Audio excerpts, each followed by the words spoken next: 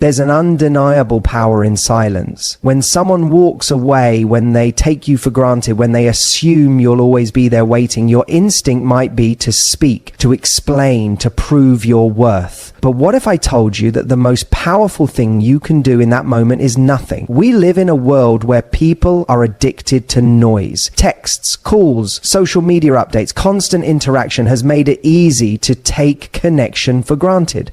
When you remove yourself from that equation, when you go silent, you disrupt that pattern. You introduce an unfamiliar void, and that void is where realization happens. Silence forces a person to confront their own emotions in a way that words never could. Because words can be argued with, they can be ignored, dismissed, or misinterpreted. But silence lingers. Silence is a mirror. It makes him sit with the consequences of his own actions without you there to cushion the impact. At first, he might feel relieved. That's natural. He might think, okay, she's finally gone. I have space. But here's what happens next. Once the distractions wear off, once the initial sense of freedom fades, he'll start to notice what's missing. The conversations, the check-ins, the warmth of your presence. And suddenly, what felt like freedom starts to feel like emptiness. That's the moment when your silence starts working. That's the moment when he realizes he doesn't have access to you anymore. And this is where most people go wrong. They break the silence too soon. They let their emotions take over. They reach out. They try to explain. But what they don't realize is that the power of silence is cumulative. The longer you hold it, the deeper its impact. Think about it this way. If someone walks out of your life and you immediately try to pull them back, what message are you sending? You're telling them you can leave and I'll still be here waiting. But when you stay silent, when you let them experience the weight of your absence, you send an entirely different message. You show them that their choices have consequences. You show them that you are not an option. They either step up or they lose you entirely. And that's when they start obsessing. Not because you manipulated them, not because you played games, but because you changed the pattern. You removed their ability to take you for granted. That's what creates regret. That's what makes them rethink everything. But here's the most important part. This isn't about waiting for him to realize your worth. It's about you realizing it first. When you stay silent, you're not just making a statement to him. You're making a statement to yourself. You're proving that you don't need to beg for someone's attention, that you are perfectly whole on your own. And when you operate from that mindset, something incredible happens. You stop needing his validation at all. That's the real shift. Because the moment you step into your power, the moment you stop chasing and start choosing, you become the one who is truly in control. And trust me, there's nothing more attractive, nothing more magnetic than someone who knows their own worth. So the next time you feel the urge to reach out, to explain, to get closure, pause, take a deep breath. And remember, your silence is saying everything that needs to be said. And if he was ever truly meant to be in your life, he'll hear it loud and clear. And if he doesn't, well, that just proves he was never listening to begin with. One of the hardest things to accept in any relationship is that people don't change when you tell them to. They don't wake up one morning transformed because of a heartfelt speech or a perfectly worded text. They change when their reality shifts, when something forces them to confront what they've lost. And that's why silence is so powerful. When you walk away and stay silent, you create a space where he has to wrestle with his own thoughts. You take away the comfort of knowing you'll always be there, always reaching out, always making things easier for him. And in that space, something crucial happens. He begins to experience contrast. Contrast is what makes people wake up. It's what makes someone go from feeling comfortable to feeling unsettled. Right now, he might feel like he can have you whenever he wants. Maybe he thinks you'll always be there. But when you remove yourself, when you give him nothing, no texts, no calls, no reactions, he's forced to live in the absence of what he once had. And that's when regret starts to creep in. At first, he might not notice it. He'll go about his life as usual, convinced that nothing has changed. But then, slowly, reality starts to set set in. He checks his phone and sees no messages from you. He posts something online and doesn't get a reaction. He goes through his day and realizes that the person who used to check in, who used to care, who used to give him warmth is gone. And here's what most people don't understand. Regret doesn't hit all at once. It builds over time. It's in the small, quiet moments, the nights when he's alone and suddenly remembers how you made him feel, the mornings when he wakes up and realizes that no one is thinking about him the way you once did. But here's the thing, you can't manufacture this feeling for him. You can't force someone to feel your absence if you're still half present, still checking in, still leaving the door open. True absence means you are truly gone, not pretending, not playing games, but genuinely removing yourself and allowing him to feel what life is like without you in it. This is where many people get stuck. They go silent for a few days, maybe a week. And when they don't see an immediate reaction, they panic. They think, what if he doesn't miss me?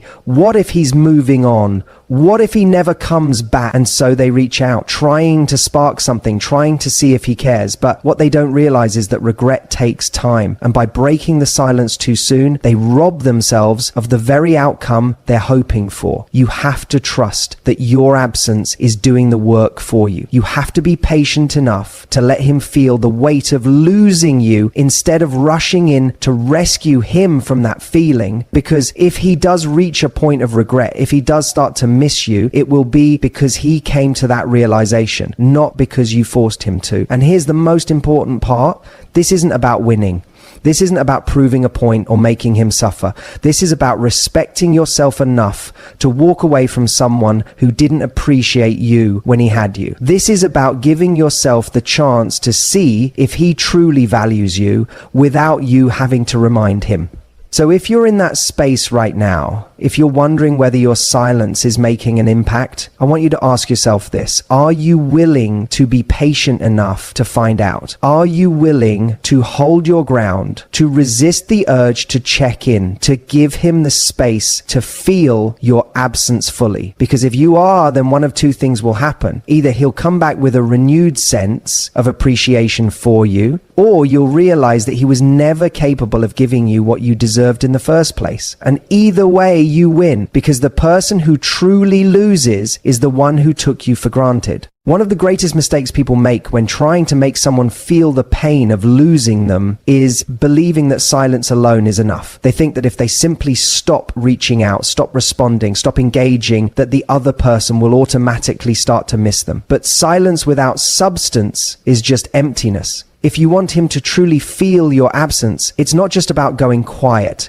It's about what you do in that silence. Right now, he expects you to wait. He expects you to dwell, to wander, to hesitate. He might even believe that if he decided to walk back into your life, you'd be there, unchanged, unmoved, and still hoping for his return. And that's exactly why silence alone is not enough. You need to show through your actions that you are not just waiting for him to realize your worth, you are living in it. Think about this. When someone loses something valuable, what makes them regret it? It's not just the absence of the thing itself, but the realization that it's thriving without them. When you cut off contact and do nothing, it might create a void, but it doesn't create contrast. But when you remove yourself and elevate, when you disappear and come back stronger, happier, more radiant, that's when he starts to feel it. People don't miss what they lose. They miss what they can no longer have.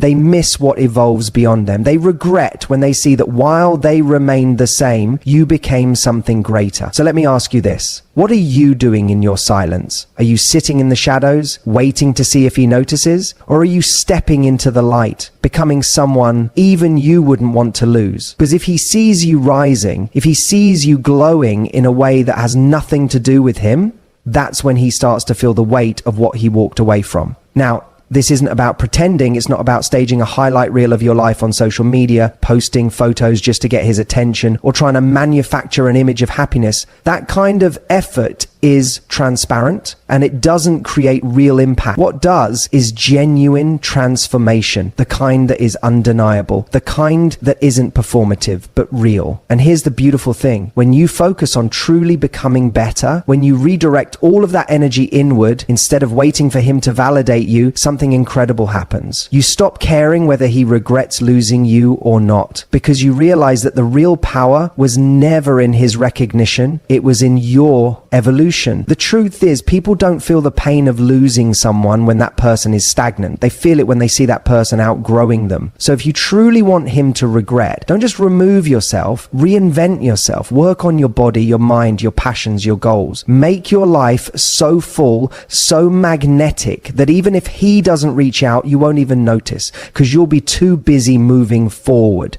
There's a reason why people tend to come back the moment you no longer want them. It's because energy doesn't lie. Desperation has a scent, and so does confidence. When you stay silent but stay the same, he still holds power over you. But when you stay silent and become someone even you admire, you shift that power back to yourself. And here's the real kicker. When you do this right, you won't even want him back anymore, because the version of you that is emerging, the one who is finally stepping into her worth, won't settle for someone who only values her in hindsight. So the real question is this: are you brave enough to let go of who you were so that you can step into who you're meant to be? Because if you are, then you won't need silence to make him feel your loss. Your transformation will do all the talking for you. One of the most profound ways to make someone feel the pain of losing you is to master the art of detachment. But let's be clear, detachment doesn't mean apathy. It doesn't mean you never cared or that you have to pretend you don't feel anything.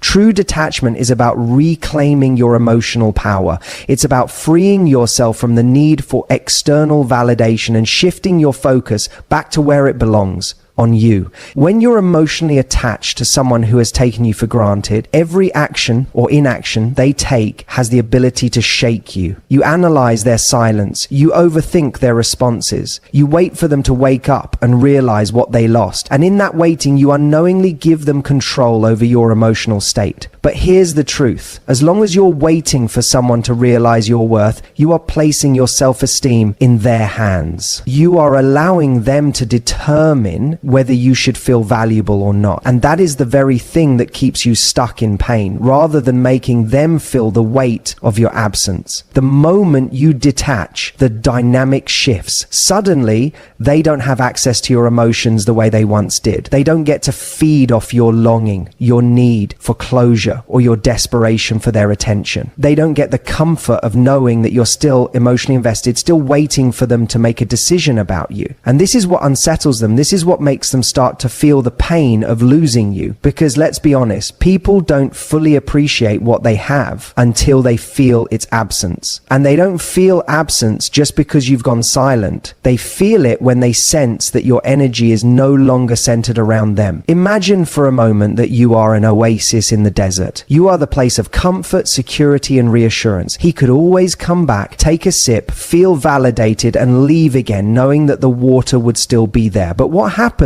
when that oasis dries up? What happens when he returns to drink and there is nothing left? That's when panic sets in. That's when regret begins to creep in. Because it's not just your words he misses. It's the feeling of being prioritized by you. It's the way you used to check in, the way you used to care, the way you used to be available whenever he needed you. And when all of that disappears, it forces him to confront a reality he didn't expect, that your world doesn't revolve around him anymore. Now, here's where most people struggle. They think that if they cut someone off, the other person will immediately feel their absence. But absence alone isn't always enough. It's what you do in that absence that matters. If you detach but secretly hope he chases you, you're still energetically tied to him. If you stop texting, but you're constantly checking his social media, you're still giving him space in your mind. If you say you've moved on, but you're still measuring your progress based on whether or not he notices, you're still emotionally entangled.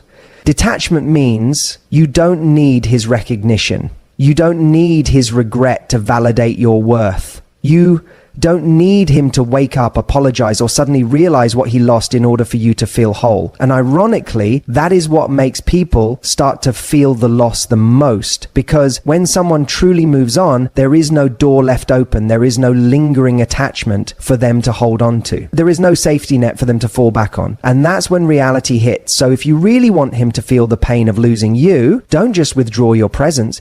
Withdraw your need for his validation. Step so fully into your own power that his absence no longer feels like a loss to you, but his absence from your life becomes a loss to him. And that's the paradox. The moment you truly let go, you create the space for him to truly feel what he lost. Because nothing is more powerful than realizing that someone who once cared deeply about you no longer does. There's a reason silence is so powerful. It's not just about the absence of words, it's about the presence of something far greater, mystery, self-respect, and the kind of energy that commands attention without needing to beg for it. When someone loses you, the most painful part isn't just the lack of communication, it's the realization that they no longer have access to you the way they once did. You are an asset that they no longer have access to you the way they once did.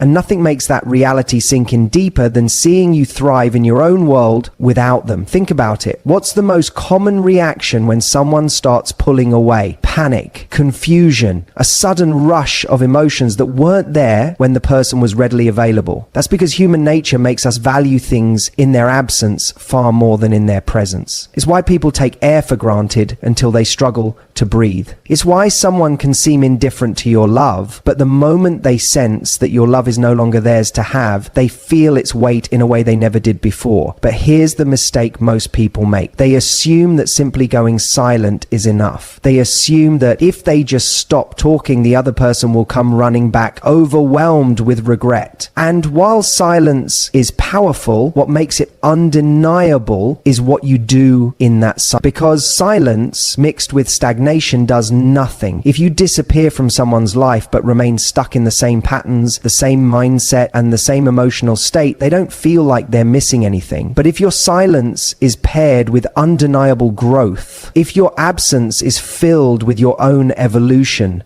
that is when the regret kicks in. It's about shifting the energy. Instead of withdrawing into isolation, you channel all the love, effort, and attention you once gave to them into yourself. And when they look back, they don't just see an empty space where you used to be. They see a version of you they no longer have access to. A version that is happier, more radiant, more confident. And that's when it hurts, because the biggest pain of losing someone isn't just missing them. It's realizing that while you were busy taking them for granted, they were outgrowing the need for you altogether. This is the key. You don't make someone regret losing you by disappearing. You make them regret it by evolving into someone they can no longer reach. And this isn't about playing games. This isn't about pretending to be happy so they notice. It's about genuinely pouring into yourself in a way you never have before. It's about recognizing that the energy you once spent trying to fix, chase, or convince someone to value you is your energy. It belongs to you. And the moment you reclaim it, you become magnetic, not just to them, but to everyone. Because confidence is magnetic. Self-respect is magnetic. A person who knows their worth doesn't have to chase or prove anything. And when someone realizes they once had access to that kind of energy but lost it, that's when the regret becomes undeniable. Now, here's where most people get stuck. They think, but what if he never notices? What if he never regrets it? And that question alone is proof that they're still making it about the other person. They're still holding on. Because the truth is, if you're still waiting for someone to notice, you haven't fully detached. You haven't truly stepped into your power. The real goal isn't for them to regret losing you. It's for you to become so fulfilled, so whole within yourself that their regret or lack of it doesn't even matter anymore. And ironically, that is what triggers the deepest regret of all. Because nothing makes a person feel their loss more than knowing they no longer have any effect on you, that they are no longer a central figure in your mind.